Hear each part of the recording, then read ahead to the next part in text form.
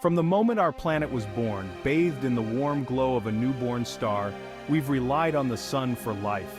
It's the engine that drives our weather, fuels our photosynthesis, and quite literally makes our world go round. But the sun, in its awesome power, is not a gentle giant.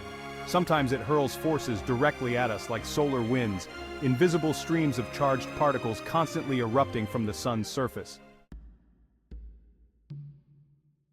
Imagine the sun, not as a static orb but as a churning, boiling sea of plasma, a soup of charged particles constantly in motion.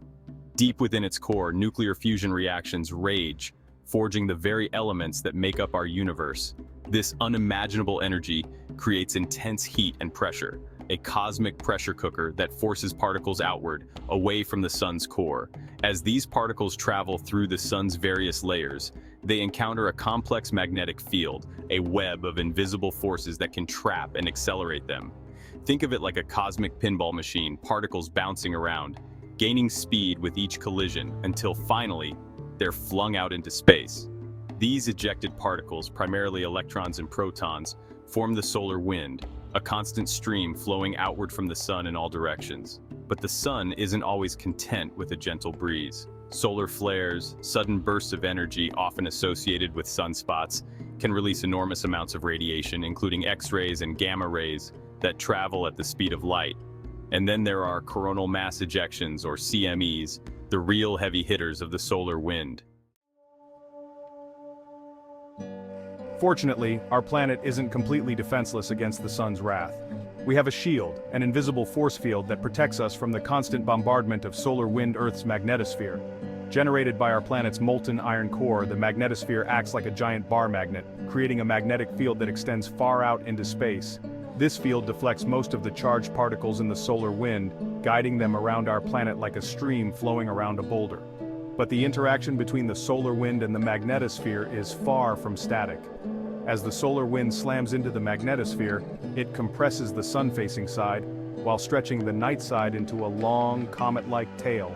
This compression and stretching can trigger beautiful displays of light in our atmosphere, the auroras. As charged particles from the solar wind funnel down along Earth's magnetic field lines towards the poles, they collide with atoms in our atmosphere, exciting them and causing them to release light.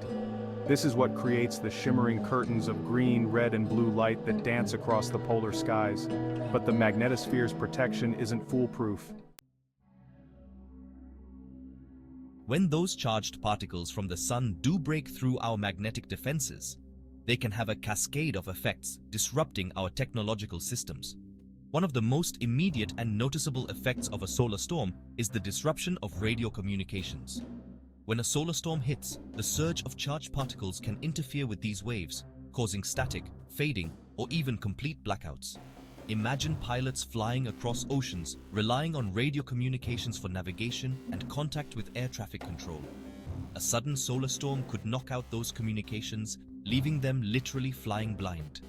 Or consider emergency responders relying on radios to coordinate disaster relief efforts. A solar storm could sever those lifelines, hindering rescue operations and putting lives at risk. But the impact of solar storms goes far beyond radio interference. They can also disrupt satellites, those silent sentinels orbiting high above us that we've come to rely on for everything from GPS navigation to television broadcasts to internet connectivity. When a storm hits, the surge of charged particles can damage sensitive electronics, disrupt onboard computers, and even push satellites off course. Chapter 4. The Carrington Event. A ghostly warning from the past. To truly grasp the potential threat of solar storms, we need to look back in time, to a time before smartphones, before the internet, before electricity as we know it. The year was 1859. On September 1st, 1859, astronomers observed a massive solar flare, a brilliant burst of light erupting from the sun's surface. Just hours later, Earth was slammed by a coronal mass ejection, a CME of unprecedented power. This event, now known as the Carrington Event, after the astronomer who witnessed the initial flare, remains the most powerful solar storm ever recorded. And while the world of 1859 was far less technologically reliant than ours, the Carrington Event still wreaked havoc. Telegraph systems, the cutting-edge technology of the day, went haywire. Telegraph operators reported sparks leaping from their equipment, some even receiving electric shocks.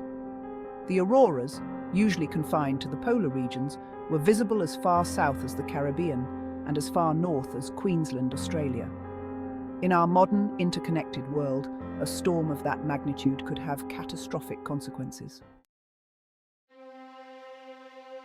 Imagine a world suddenly plunged into darkness, not by a flick of a switch, but by the invisible hand of the sun. This isn't science fiction, it's a very real threat, and it all comes down to our power grids, the arteries that carry electricity across vast distances, fueling our homes, businesses, and lives. Power grids are designed to handle fluctuations in demand, the ebb and flow of electricity used throughout the day. But they're incredibly vulnerable to the kind of surges that a solar storm can generate. When a CME hits Earth, it can induce powerful electric currents in long conductors, like power lines, overloading transformers and causing widespread blackouts. Think of it like a surge protector on your computer. It's designed to handle small fluctuations in voltage, but a lightning strike can overwhelm its capacity, frying your electronics. Similarly, a powerful solar storm can overwhelm the protective measures built into our power grids, leading to cascading failures that can ripple across entire continents. And it's not just the initial blackout we have to worry about. Restoring power to a grid after a major outage is a complex and time-consuming process. As we venture further from our home planet, pushing the boundaries of exploration and expanding our footprint in space, we expose ourselves to even greater risks from the sun's unpredictable temper. Astronauts, those brave souls who dare to journey beyond Earth's protective embrace, face unique dangers from solar storms. Imagine floating weightlessly in the International Space Station, gazing down at our blue planet when a solar storm hits. Unlike those of us on Earth, protected by our atmosphere and magnetic field, astronauts are directly exposed to the full brunt of the storm's radiation. Solar radiation can damage DNA, increasing the risk of cancer and other health problems. It can weaken the immune system, making astronauts more susceptible to infections. And during particularly intense storms, astronauts might need to seek shelter in heavily shielded sections of their spacecraft, essentially riding out the storm in a cosmic bunker. But it's not just human explorers at risk. Satellites, those indispensable tools of modern communication, navigation, and scientific discovery, are also vulnerable to the ravages of space weather. Imagine a solar storm knocking out GPS satellites, throwing global positioning systems into disarray. As we delve deeper into the science of the sun, unraveling its mysteries and learning to predict its behaviour, a sobering realization emerges. What if the Carrington Event wasn't the worst the sun can throw at us? What if lurking out there, in the heart of our star, are even more powerful storms, superflares capable of dwarfing anything we've ever witnessed? Scientists studying the light from distant stars similar to our sun have observed flares thousands of times more powerful than the Carrington Event. These superflares, though rare, suggest that our own sun might be capable of unleashing such cataclysmic events. Imagine a superflare erupting from the sun's surface, a blinding flash visible across the solar system, a coronal mass ejection, 1 billion times more massive than any we've ever recorded, hurtles towards Earth at unimaginable speed. Our technological infrastructure, already vulnerable to ordinary solar storms, would be pushed to the breaking point. Power grids could collapse on a global scale, plunging entire continents into darkness. Satellites would be fried, communication systems would fail, and our digital world could go dark in an instant. The economic and societal impacts of such an event are almost unimaginable. Global trade would grind to a halt. Financial markets would crash. So, is the sun our friend or our foe? The answer, like the very nature of our star, is complex and ever-changing. It's a source of life, a celestial engine that drives our planet and makes our existence possible.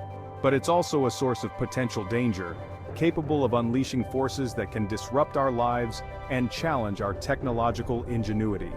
As we continue to explore the cosmos, pushing the boundaries of human knowledge and venturing further from our home planet, our relationship with the sun will only become more important.